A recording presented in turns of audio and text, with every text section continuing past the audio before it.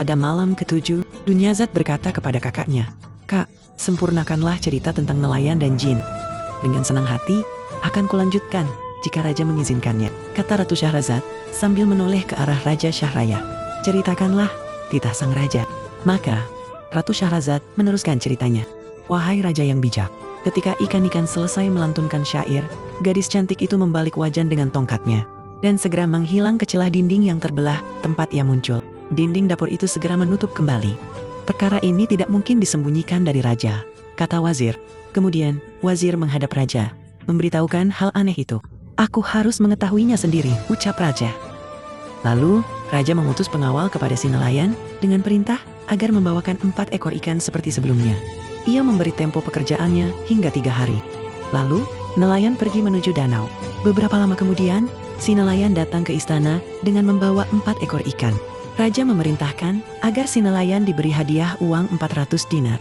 "Masaklah ikan-ikan ini di hadapanku," perintah raja kepada wazir. "Daulat, tuanku," balas wazir sambil mengangkat sembah. Wazir segera memerintahkan gadis juru masak untuk membawa wajan dan memasak ikan-ikan itu setelah dibersihkan. Kemudian, ikan-ikan itu dimasak di hadapan sang raja. Sesaat kemudian, dinding istana terbelah dan muncullah seorang budak hitam yang berdiri bagaikan gunung yang menjulang tinggi atau bagaikan raksasa keturunan kaum Ed.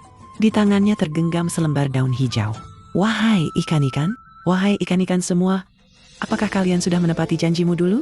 kata budak raksasa itu dengan bahasa yang kasar dan suara menakutkan.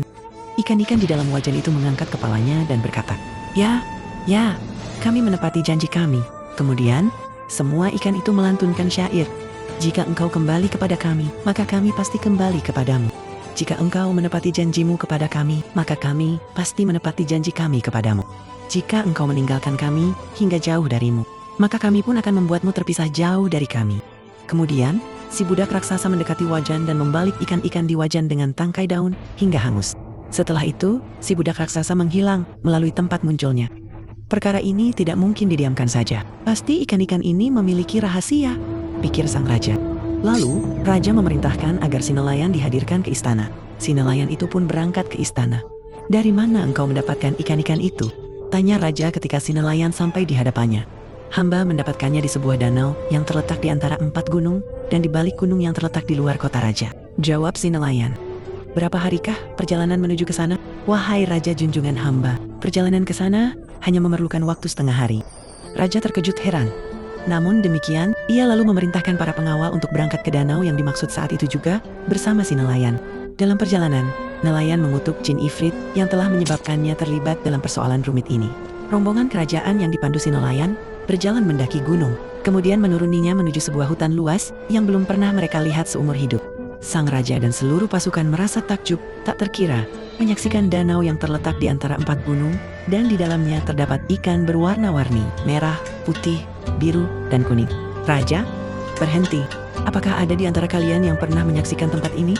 tanya raja kepada para prajurit kerajaan. Semuanya menyatakan belum pernah melihatnya. "Demi Allah, aku tidak akan memasuki kota raja dan tidak akan duduk di singgasanaku sebelum mengetahui rahasia danau ini berikut ikan-ikannya," ujar raja. Raja memerintahkan semua orang untuk kembali ke tempat semula. Mereka pun mematuhinya. Setelah semuanya kembali, raja memanggil wazir yang dikenal sebagai orang yang berpengetahuan luas dan banyak akalnya. "Aku ingin melakukan sesuatu, dan hanya engkau yang boleh mengetahuinya," kata raja kepada wazir.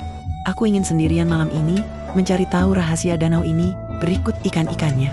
Duduklah di depan tendaku dan katakan kepada para pembesar bahwa raja sedang sakit.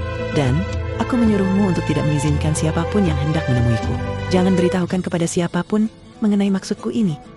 Wazir tidak mampu menghalangi kehendak sang raja yang segera mempersiapkan segala sesuatunya. Raja meninggalkan rombongan dan melakukan perjalanan hingga pagi hari. Raja terus berjalan hingga tidak terasa tiba-tiba hari sudah siang dan suasana terasa sangat panas. Sang raja beristirahat sejenak dan kembali meneruskan perjalanannya hingga malam tiba. Dari kejauhan, ia melihat benda hitam. Sang raja merasa gembira. "Mungkin aku bisa menemukan seseorang yang dapat memberiku keterangan tentang danau dan ikan-ikan ajaibnya," gumam sang raja. Ketika sudah dekat, ternyata benda hitam itu adalah sebuah istana yang terbuat dari batu hitam berlapis besi.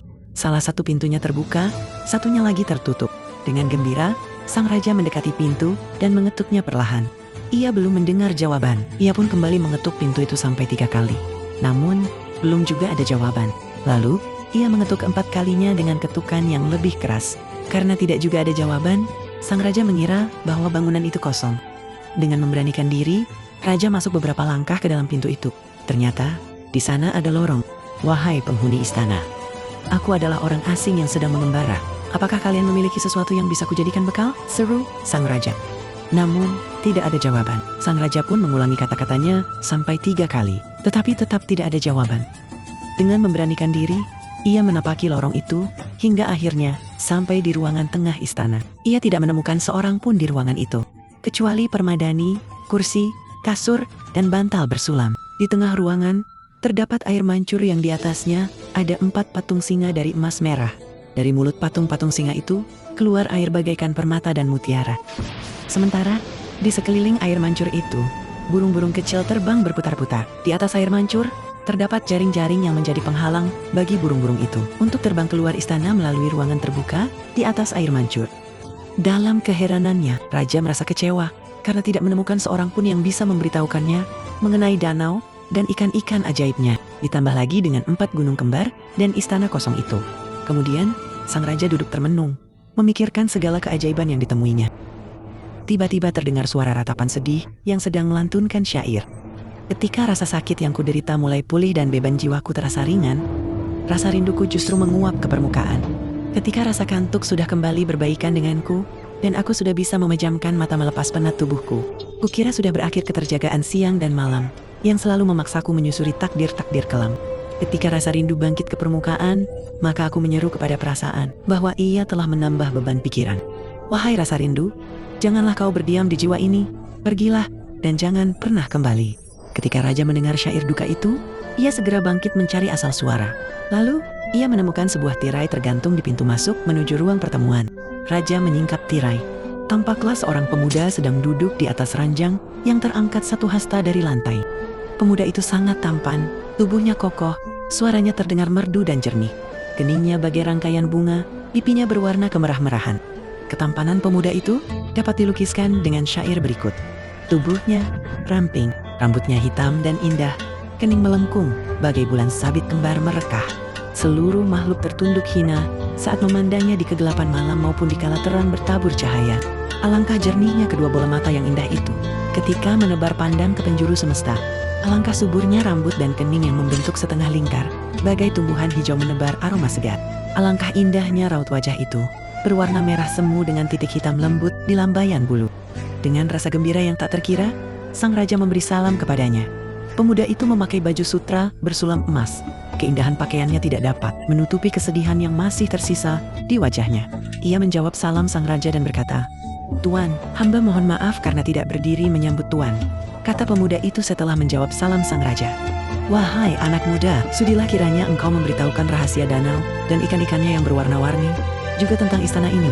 Serta apa sebabnya engkau menyendiri dan menangis?" pinta sang raja. Mendengar pertanyaan sang raja, mengalirlah air mata si pemuda itu. Ia menangis sejadi-jadinya. Hal ini membuat raja semakin heran. Bagaimana mungkin hamba tidak bersedih dan menangis, sedangkan keadaan hamba seperti ini? Ucap si pemuda sambil berusaha menahan kesedihannya. Lalu, si pemuda tampan itu meraih pakaiannya dan menyingkapnya. Ternyata separuh bagian bawah tubuhnya dari pusar hingga kaki adalah batu, sedangkan separuh bagian atasnya adalah tubuh manusia. Pemuda itu kemudian bercerita. Kisah manusia setengah batu. Ketahuilah, wahai raja, sesungguhnya ikan-ikan itu memiliki keanehan yang jika dituliskan dengan jarum di sudut-sudut mata pun akan membuat penasaran untuk dibaca dan menjadi teladan berharga bagi orang yang bisa mengambil pelajaran darinya. Ketahuilah, Baginda, dahulu orang tua hamba adalah raja di negeri ini. Namanya terkenal sebagai Raja Mahmud dari Kepulauan Hitam. Ia pemilik 4 gunung itu, dan ia wafat setelah berkuasa selama 70 tahun. Sepeninggal ayah, hamba menggantikannya sebagai raja dan mengawini putri paman hamba. Permaisuri hamba sangat mencintai hamba, hingga ia tak mau menyentuh makanan atau minuman ketika terpisah dari hamba. Ia tak makan dan minum sampai bertemu dengan hamba. Demikianlah, kami hidup bersama selama 5 tahun. Suatu hari, istri hamba pergi ke kamar mandi, dan hamba memerintahkan juru masak untuk mempersiapkan makan malam yang mewah untuknya.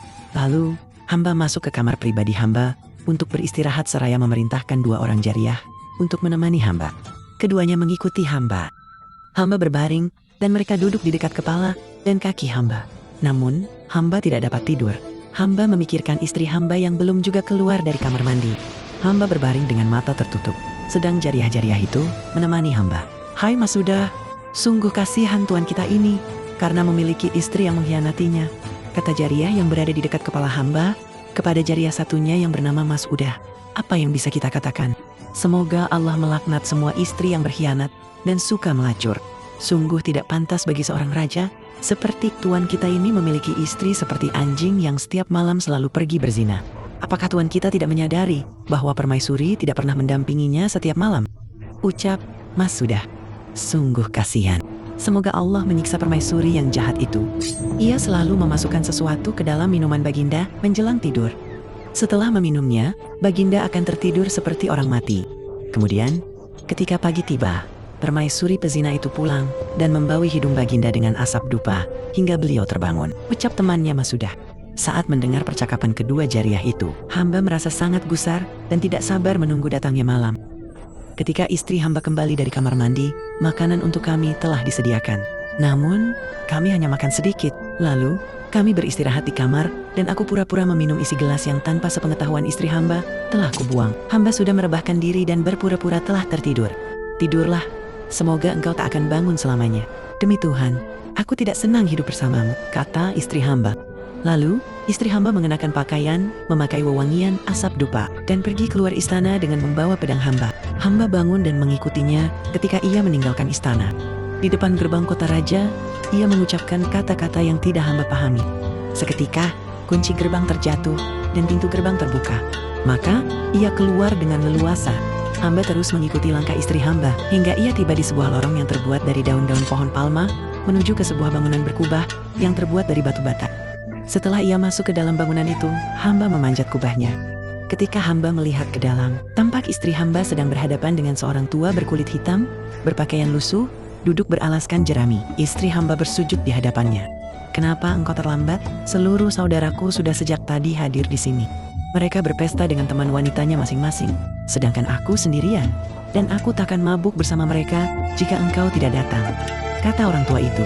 "Kekasihku, engkau telah mengetahui bahwa aku telah menikah dengan anak pamanku. Aku sangat benci kepadanya, melebihi yang lain. Jika tidak karena cintaku kepadamu, aku tidak akan membiarkan matahari terbit sebelum menghancurkan kerajaannya dan membuatnya menjadi sarang hewan buas. Aku akan membuang jauh batu-batu bangunan istananya melewati Jabal Khawf," jawab istri hamba menenangkannya. "Engkau adalah wanita pembohong," sergah kekasih istri hamba. "Aku bersumpah demi Dewa Malam, jika engkau tidak hadir di sini ketika saudara-saudaraku mengunjungiku, aku akan memusuhimu. Aku tak akan memenuhi syahwatmu. Sungguh, engkau adalah wanita laknat yang selalu mempermainkanku hingga aku menyerah di pelukanmu. Sungguh terkutuk." Saat mendengarkan percakapan mereka, dunia seakan serba gelap dalam pandangan hamba. Hamba seperti kehilangan akal. "Wahai kekasihku, belahan jiwaku, jika engkau memusuhiku, maka siapa lagi yang kumiliki? Jika engkau mengusirku, kemana aku akan pergi?" kata istri hamba sambil menangis dan memohon ampun kepada lelaki hitam itu.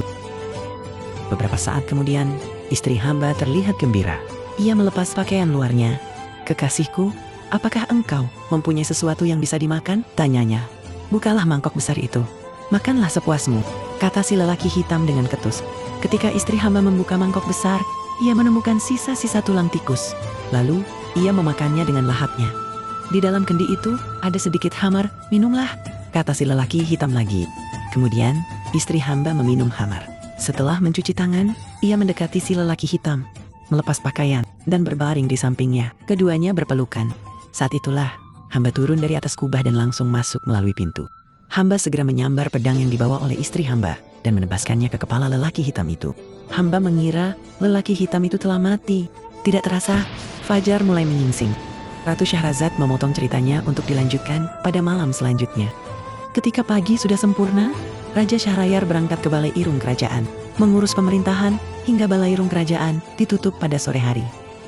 Kemudian, Raja Syahrayar kembali ke istana.